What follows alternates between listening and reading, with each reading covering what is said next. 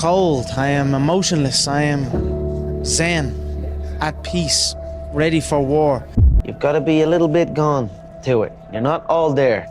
You've got to be almost insane to your craft. Not a lot of people can understand that. That's why I don't know about nothing else. I do not pay attention to nothing else. There was games of football on yesterday, there was rugby, there was this, there was that. And like normal society is like, let's talk about this and let's engage in this. And I can't do it. I just don't, people are talking to me and in my head I'm counting something. I'm counting up a number or I'm knee deep in a sequence on the mat or on the feet. That's my life, sequences and numbers, nothing else. I cannot pay attention to nothing else. You know, I heard a quote one time from Vincent van Gogh that really rang true. He said, he has dedicated his life to his art and he has lost his mind in the process. When I sat and I thought about that, it sounded very familiar. I have given every single thing, every ounce of my life to this craft, to perfecting my craft, and I continue to do so. And in the process, I have lost my mind, but in a good way, to regular society, to people who wake up at 9 a.m., who clock out at 5 p.m. They would look at me and say, I've lost my mind, but me, I have found it almost.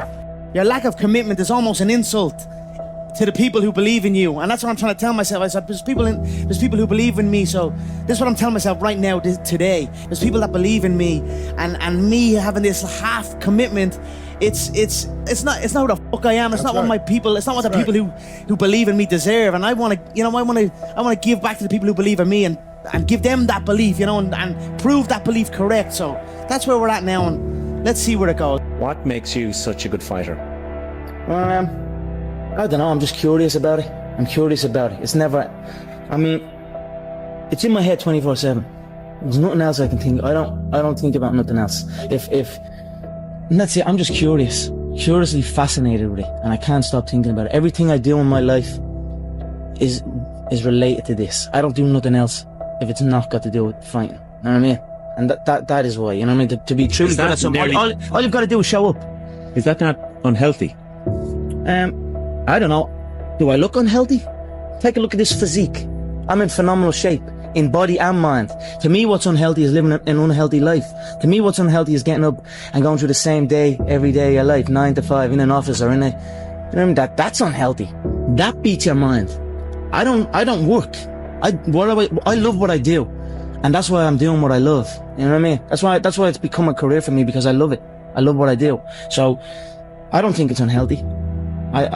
I feel good in my mind. I mean, it's my life. I'm enjoying the fruits of my hard work. Nobody works harder than me inside the octagon, outside the octagon. I am a workhorse, so I'm going to enjoy the benefits of this life. I'm going to get myself a big mansion in Las Vegas. I'm going to get the soft top cars. I'm going to bring my whole team out. I'm going to spoil them and give them this life. Big steaks that size, we're eating every single night each. We're eating good, we're living good. It's human nature. Some people will sit and take positivity from that. They will look at that and take inspiration and inspire. It will inspire them to go and push for that. Others will shell up and critique it and be negative towards it. But one thing is for sure, those people will stay where they are. The people who take inspiration from it will rise up and also one day experience that life. So this is human nature. Some go one way, some go the other way. But I am enjoying my money, my hard-earned money that I have dedicated my life to. I was always getting pestered. What are you doing with your life? You're doing this, doing that. They didn't know what it was. They didn't know if MMA was. They didn't know what none of this. They didn't know I could make a career out of it. As far as they were concerned, my man and dad I'm talking about. As far as they were concerned, I was just getting into a cage and fighting with some other guy. They didn't know nothing about it. No one did really, but I knew. You know what I mean? I knew. But and then I ended up getting a trade just to keep them quiet. Because I used to have a lot of fights with my dad. What trade did you get? I ended up getting a trade as a plumber. Literally up in the back arse of nowhere, up in the Wicklow Mountains. And funny enough, that site was one of the biggest sites in Europe. Kilternan. It was right at that skiing place. Huge. And now it's just abandoned. Now it's just deserted. So I used to go up there 5 o'clock in the morning. I was on that M50. I used to have to walk to the N4. About half an hour from my house, wait for some Limerick guy that I didn't even know. He'd drive on the M4 and I'd have to flag him down. nightmare, yeah. 2 hours down on the M50, 2 hours back, literally 14-hour days, and I was the first year, so I had to go and do everything. I had to go to the shop, I had to go and get this and get that, so I always had trouble with that, and I was like, this isn't for me. This is not for me. How long did you last? I lasted 18 months doing it, but it was tough, you know. It wasn't a life for me, you know what I mean? And then John said, because I was training with John as well at the time, and then John got in touch and says, I have a show, I'm running a show, I'd like to fight on it. And then that was it. I just packed it in, didn't show up. My dad used to come in and punch the head out of me and like try and drag me out of bed, and I just wouldn't go, you know what I mean? I had uproar for a good few years with him over it, and that was it. I just packed it in, quit, and then focused on training. And I knew what was going to happen. I knew I was going to get here. They didn't. There was a lot of stressful years, you know what I mean? A lot of tough times, but I proved them wrong. I proved myself right. I cannot put one thing on it, John. I just love this life that I have created. I love this business. I enjoy work. I don't want to be anywhere else but here. So every day I am enjoying myself. I wake up every day, I pinch myself. You want to see the room I'm sleeping in, you want to see the bed I'm sleeping in, you want to see the home that I am living in. There's an elevator in the home. So I'm on the 3rd floor, and I go out, click the button, and it goes from the 3rd floor to the 1st floor. I open up the elevator and I go and eat some breakfast, and then we go stretch out in the sun, and we have a big pool, a jacuzzi. Look, I'm just enjoying the fruits of my hard work. Gratitude is one of the most strongest forms of power in attracting good things. You know, if you truly feel grateful for the things in your life, I always felt grateful for even the small things. I always used to celebrate the small things. Now I might be celebrating the bigger things, but I always celebrate every little good thing that would happen to me in my life. Even before I had any kind of money or any of that, I would celebrate and I would feel grateful for it, and it just gave me more. And this is exactly the same thing that's happening right now. I still remain grateful, and more comes. Somebody said to you, you'll have, or you'll be as successful as you are now, what would you had said back then? I believe you. That's what I would have said. Because I did believe. This ain't you. You weren't born like this. You won't die, and if you do die, you won't care, because you'll be dead. Best case, you win. Worst case, it won't matter. There's no luck in this game, man. It may be a little bit of luck, but the luck happens after you bust your ass and you put yourself in that lucky situation. Luck doesn't happen. You put yourself in that situation where luck might fucking happen. And that's what people don't know. If you believe it, if you really believe that you could be something, if you have that little voice in your head saying, hey, you got talent, you could do this, then follow that voice. Fuck your motivation. Fuck your motivation. You need discipline, because motivation's not there every day. I'm missing motivation most days. Wow, Some really? days, yeah, sometimes I got motivation. Sometimes I'm like, fuck yeah, today I felt good. I can't wait to get to the gym. But a lot of days, like, gotta get to the gym. And then once I get going, then I feel great. Yeah. And I feel great when it's over. But it's that beginning part that's hard, because your body wants to stay comfortable. Your body will trick you, like, man, today you should take the day off, Theo. You don't feel good. Theo, what did you get, like 6 hours sleep last night? That's not enough. It's so easy to be great nowadays, my friend, because most people are weak. Most people don't want to go to that extra mile. Most people don't want to find that extra because it sucks. It's miserable. It's lonely. It's easy to give up. You know, it's easy. It's the easiest thing in the world to do. I'm done. I ain't going. I ain't gonna keep going. I don't feel like going to work. I'm done. Yeah, man. It's easy. It's very easy. But what's hard is going, yo, yesterday I got nothing from working as hard as I could. Nothing happened from that. I'm gonna do the same thing again today, but I'm gonna try to go harder. That's the hardest thing in the world. To get up every day and give 100% and be in the same position that you were each day, but mentally know that you're trying and trying and trying. That's a real grind. How bad do you want this?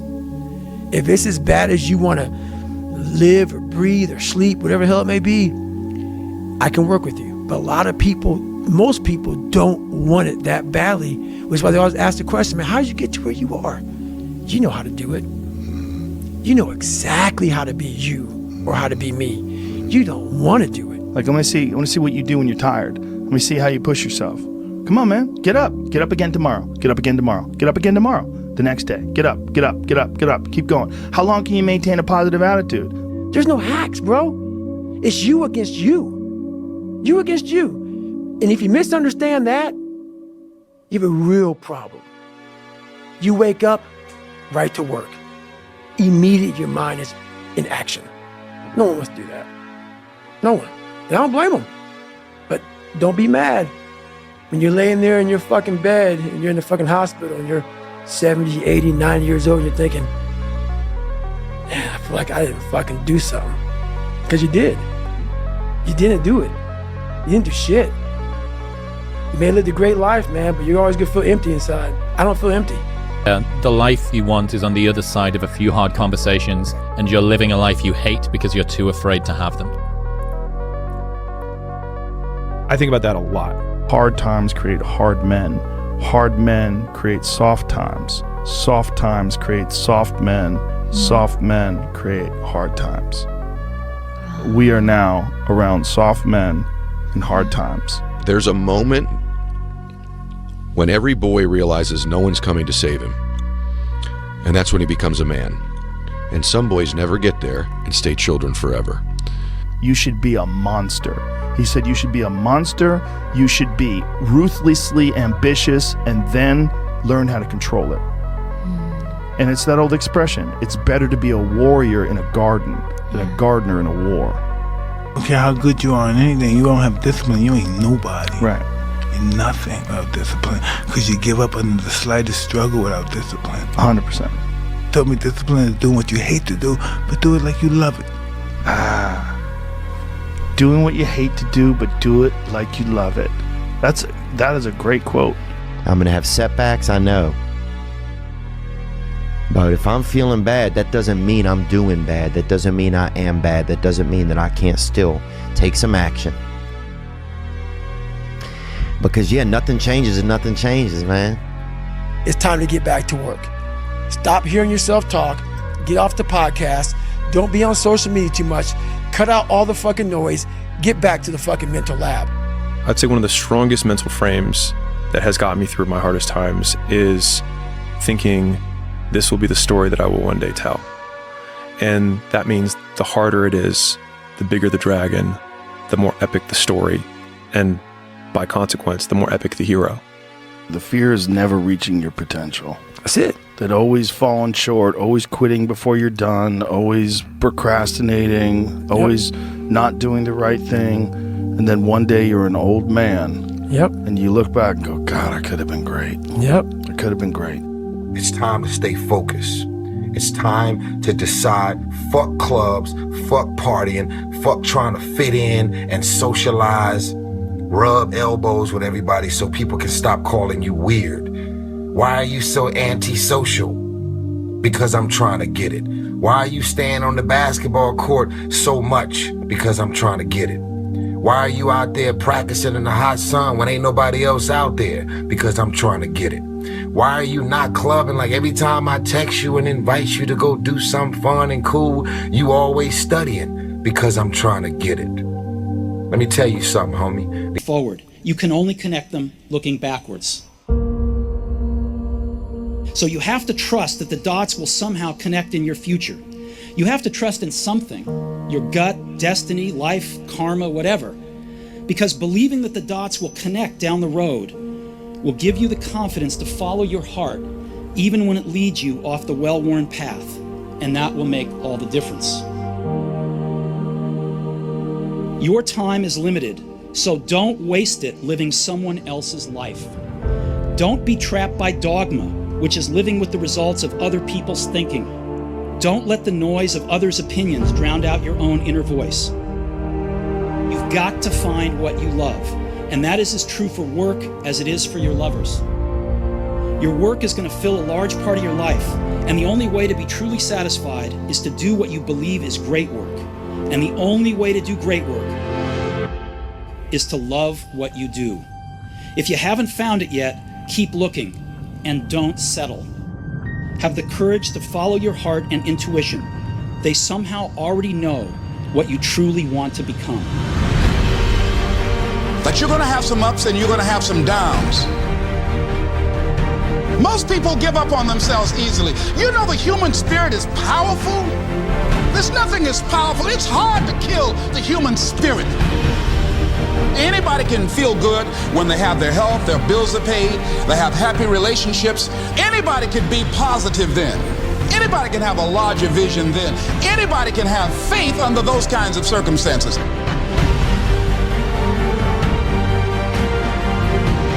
The real challenge of growth, mentally, emotionally, and spiritually, comes when you get knocked down.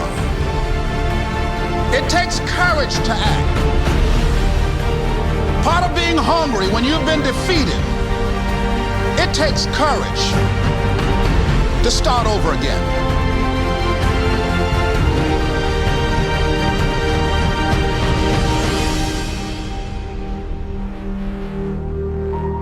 Fear kills dreams. Fear kills hope. Fear put people in the hospital. Fear can aid you, can hold you back from doing something that you know within yourself that you're capable of doing, but it will paralyze you.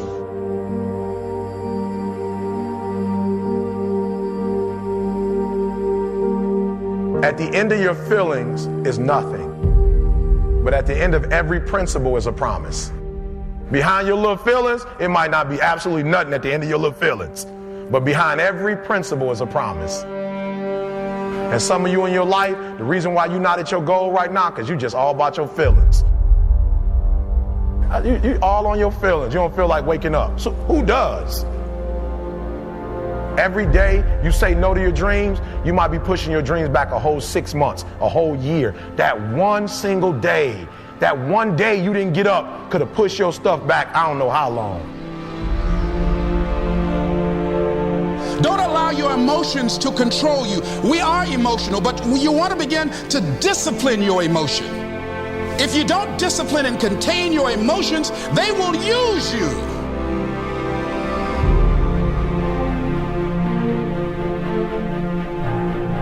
You want it, and you're going to go all out to have it. It's not going to be easy. When you want to change, it's not easy. If it were in fact easy, everybody would do it.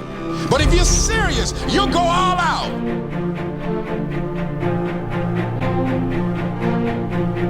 I'm in control here. I'm not going to let this get me down. I'm not going to let this destroy me. I'm coming back. And I'll be stronger and better because of it. You have got to make a declaration that this is what you stand for. You're standing up for your dreams. You're standing up for peace of mind. You're standing up for health. Take full responsibility for your life. Accept where you are and the responsibility that you're going to take yourself where you want to go. You can decide that I'm going to live each day as if it were my last. Live your life with passion, with some drive. Decide that you're going to push yourself. The last chapter to your life has not been written yet, and it doesn't matter about what happened yesterday. It doesn't matter about what happens to you. What matters is, what are you going to do about it? This year I will make this goal become a reality. I won't talk about it anymore. I can. I can. I can.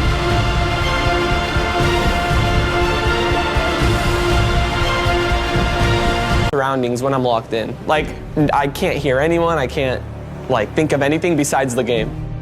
As long as I feel great, and as long as I can still play at a high level, and mentally I'm sharp and I'm there, and I'm giving everything to the game, and nothing can distract me from what the main objective is. And me and Tom Brady are one and the same. We're going to play until we can't walk no more.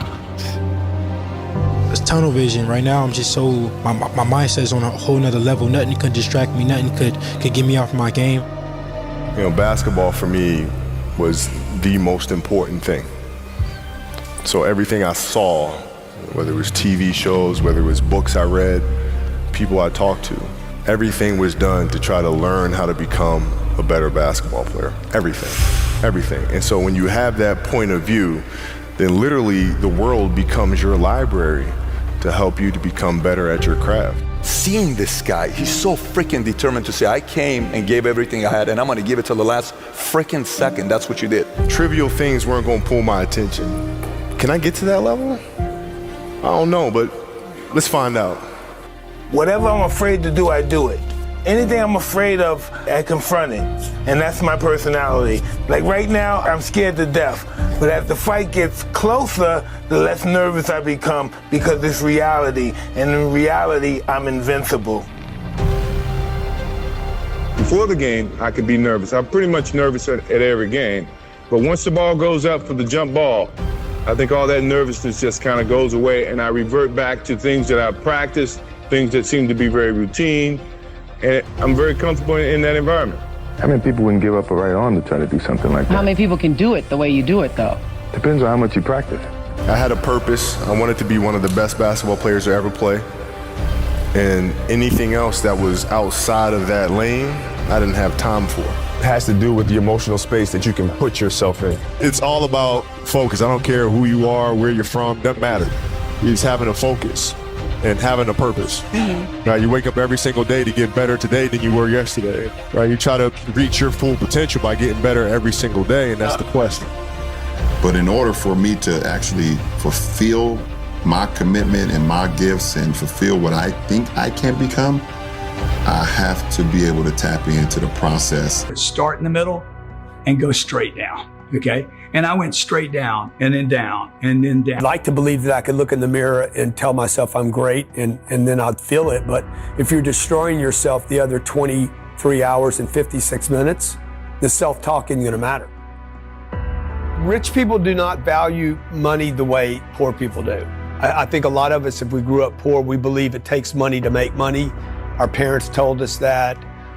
Maybe a grandparent or the neighbor or somebody said that to us because that was how they justified not having their breakthrough and getting trapped. They're like, oh, the reason I didn't get out. And we know everybody's got an excuse in their lifetime. Everybody uses them at some point in their lifetime to trap themselves. This idea that it's not true, it's a myth. What do all these successful people have in common? You know, whether it was the mattress dealer, the car dealer, the furniture dealer, or Elon Musk, they spend money, man. You know, they spend money. They spend a lot of money. And they don't worry about money the way I was worried about it. They use money, you know, they used it. They didn't save it. They didn't hoard money. And the greatest companies on this planet today, the ones that have just some of these companies have lost money for 25 years. Look at Amazon. Yeah. Reinvest. 1.7 million employees. When I started, I remember I looked at Ernst Young. I said, I have a buddy that worked at Ernst Young. I said, how many employees you got? He's like, 240,000. Wow. And I'm worried about 10 people. What am I thinking? So when I quit studying individuals and started studying people, everything shifted for me. What is this big company doing? Because that also relieved me of being competitive with this guy, Pete, and started saying, okay, I'm gonna go do what Coca-Cola does. That's when I bought the plane. Wow, really? Yeah. How old were you when you bought the plane? I was 50, maybe 55, the first one. I bought it because I studied what Coca-Cola was doing. They bought planes. I said, why are they buying planes? Oh, then I learned how they write them off. And then I learned how they trade them every 3 years. That's crazy. So notice every 3 years, I'm trading a plane. I'm getting rid of it, replacing it with another one. But what are they using it for? They don't use it for pleasure. They're not using it for Instagram photos. Right. They're using it to go and set up headquarters in other countries. Wow. You know, so that's when I wrote, if you're not first, you're last, because when I started studying these companies, I'm like, Coca-Cola's everywhere. You can't go any place and not see Coca-Cola. I was like this big. I was always thinking about what can I keep? And they were thinking about how many shells can we get on? How many eyeballs can we see? So that's when it all clicked for me. And I would listen to that song over and over and over again. That's when you know you better run. I wasn't in the mood to talk to anybody. You know, I just wasn't in the mood. I didn't want to hear anything. I was in my mode, my focus. I wasn't going to let anybody break that. But if you are able to get up every morning with that kind of fire, you will be successful in life. I guarantee you that. Going rounds is a state of mind. If you can go 4 rounds, you can go 6. You can go 6, you can go 10. You go 10, 15, and so on. In the state of mind, it's very difficult to believe that if fighters back then can go 45 rounds, why can't we do it nowadays? With only state of mind. And I never played for money. You know, if I ever played for money, I would have complained a long time ago that I was being underpaid. You know, I've accomplished everything that I could. How did you get your mindset into this alter ego to be comfortable being Black Mamba? At practice or when I'm training or during games, I switch my mind to something else. Switch my mode into something else. For me, it's the equivalent of Maximus Decimus Meridius in Gladiator picking up the dirt, smelling the dirt. It's go time. So that was my mental switch. It was like an actor getting ready for a film. You gotta put yourself in that cage. When you're in that cage, you are that character. And then when you leave there, it's something completely different. But when I'm in that cage, bro, don't fucking touch me. Don't talk to me.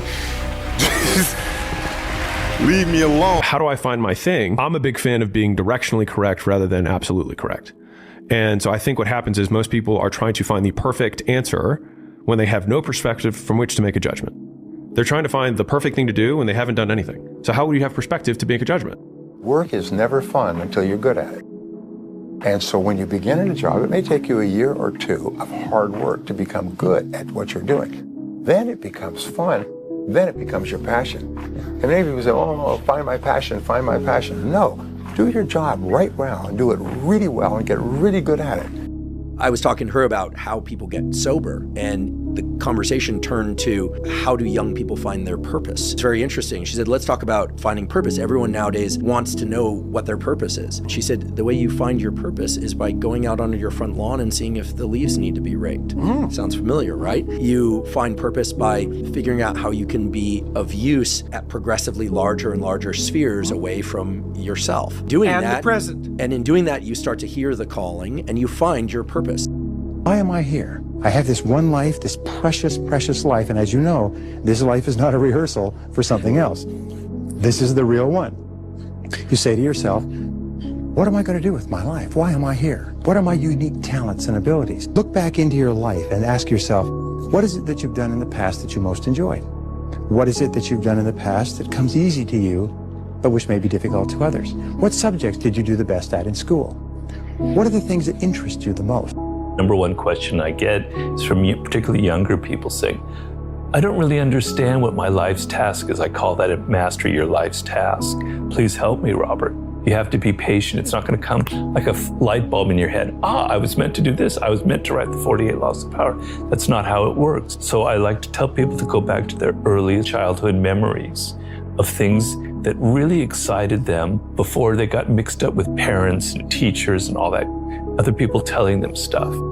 Going to work every day in order just to buy something that eventually you come to the conclusion you won't take it with you anyway. I couldn't imagine that like attaining degrees or attaining whatever you like material-wise are looking for, that this is going to be the purpose of your life. What is it we truly feel like wanting? Freedom. The opposite, I would say, it is structure and pattern. Just look at a very simple pattern that also appears in all of our lives and probably in the lives of our children. There comes the point they start to want something. It could have been at some point we wanted to have the first mobile phone that came out, and so the first Nokia came out. We wanted to have it. After some time, we got it. But then came the next development, and no matter what it is, there is always something that we want. We're gonna get it, but then something always the same starts to hit in. Whatever was there that you wanted, at some point, after a day, after a week, after a month, it was forgotten. It didn't play a role even anymore in your life, especially if it is some type of material attainment. The question is, should I spend my whole life now just following this pattern? This type of pattern, to observe it, can break a cycle. It can break the cycle of you or anyone running after things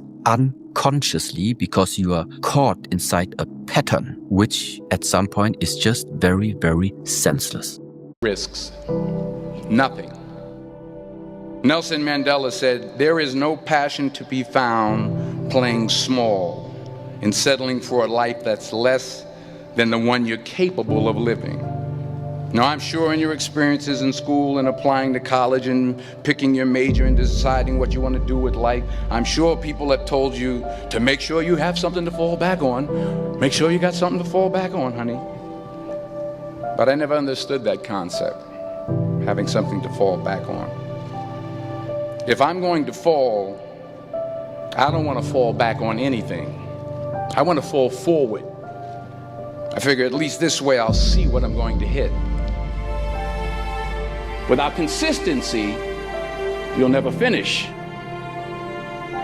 So do what you feel passionate about. Take chances. Don't be afraid to fail. There's an old IQ test was 9 dots, and you had to draw 5 lines with a pencil within these 9 dots without lifting the pencil. The only way to do it was to go outside the box. Don't be afraid to think outside the box. Don't be afraid to fail big, to dream big. But remember, dreams without goals are just dreams. Reggie Jackson struck out 2,600 times in his career, the most in the history of baseball. But you don't hear about the strikeouts. People remember the home runs. Fall forward. Thomas Edison conducted 1,000 failed experiments. Did you know that? I didn't know that. Because the 1,000 thought, except for the fact that I can't sing, I didn't get the job. But here's the thing. I didn't quit. I didn't fall back. I walked out of there to prepare for the next audition and the next audition.